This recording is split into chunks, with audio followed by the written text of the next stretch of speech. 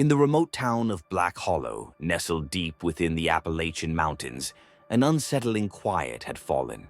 The wind, once a constant presence, no longer rustled through the trees. The birds had disappeared, their songs silenced. And yet, it was not this absence of sound that truly disturbed the townsfolk.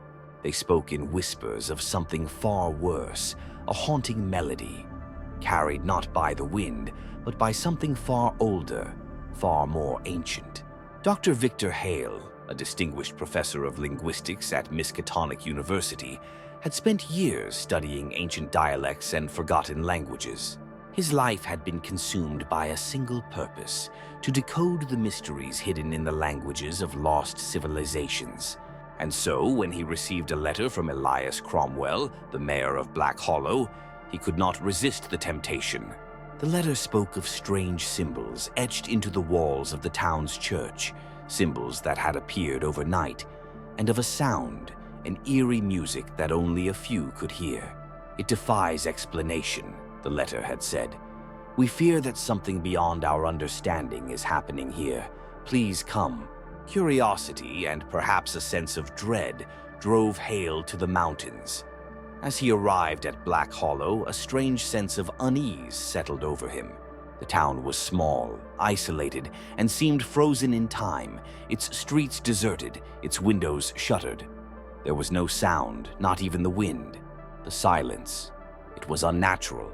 As Hale made his way to the town square, he noticed a few townspeople watching him from the shadows of their homes, their faces pale, their eyes wide with fear.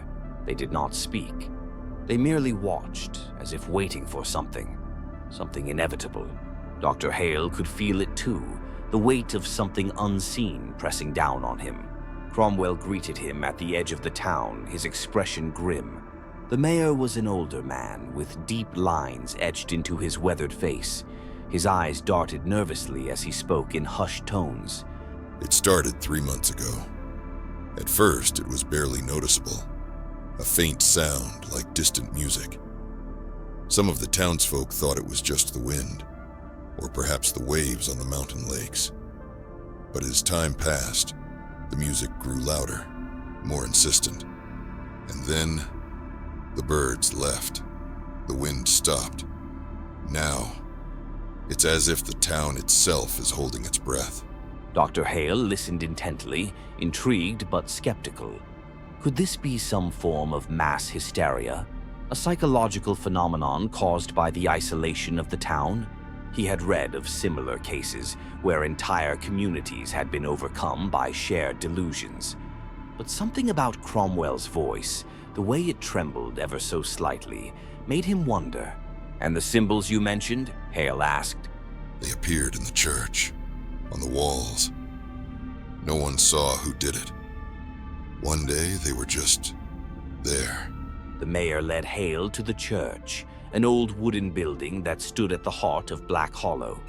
It was a modest structure, its paint peeling, its windows dark. But as they stepped inside, Hale immediately felt a change in the air. The silence was heavier here, almost suffocating.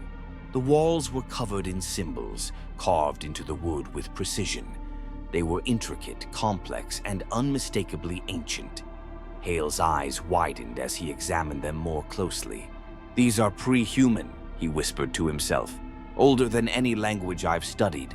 The symbols were unlike anything Hale had seen before. They seemed to pulse with a strange energy, as if they were alive. He traced his fingers over the carvings, feeling a faint vibration beneath his touch. It was as if the symbols were trying to communicate with him, but that was impossible, wasn't it? As the days passed, Hale immersed himself in his research, poring over the symbols, trying to decode their meaning. He spent hours in the town's small library, studying old texts and manuscripts, looking for any reference to these markings. But the more he studied, the more questions he had. And then, the music began. At first, it was faint, barely audible, like the whisper of a distant choir.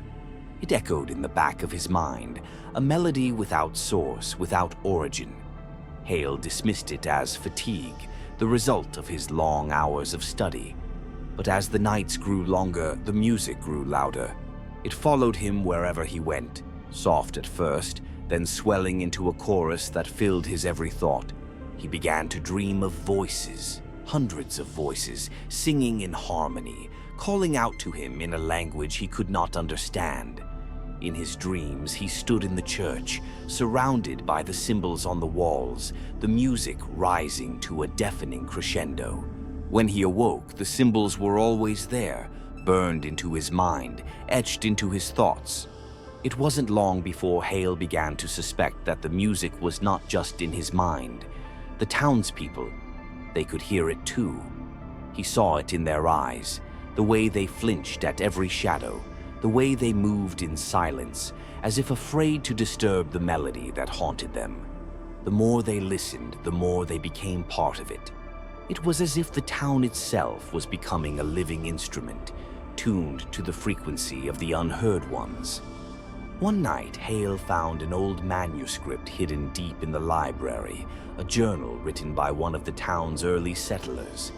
It spoke of a group of monks who had once lived in the mountains above Black Hollow. The monks had worshipped beings known only as the Unheard Ones, creatures that existed in the spaces between sound, in the void of silence. The monks had tried to summon these beings through an ancient ritual, the chant of the Silent Ones. But the ritual had gone horribly wrong. The monks' voices had been consumed, taken by the Unheard Ones, and their spirits had become part of an eternal choir, trapped between worlds. The chant had been left unfinished, until now. Hale's blood ran cold. The townspeople, by listening to the music, were unknowingly completing the monks' ritual. The chant was nearly finished, and when it was, the Unheard Ones would return. In a desperate attempt to stop the ritual, Hale confronted Cromwell, demanding answers. But the mayor's face twisted into a cruel smile. We are the choir, Dr. Hale. We've always been the choir, and soon, you will be too. The music reached a deafening crescendo in Hale's mind. He could no longer tell where the choir ended and his own thoughts began. The symbols on the walls of the church glowed brighter, pulsing in time with the chant that filled his every waking moment. In the final moments of his sanity, Hale realized the horrifying truth. The chant was not about silence. It was about becoming one with the Unheard Ones, voices that would echo forever through him. When dawn broke over Black Hollow, the town was silent once more. But for those who listened carefully enough, they could still hear the faint whispers of the silent choir carried on the wind that no longer blew.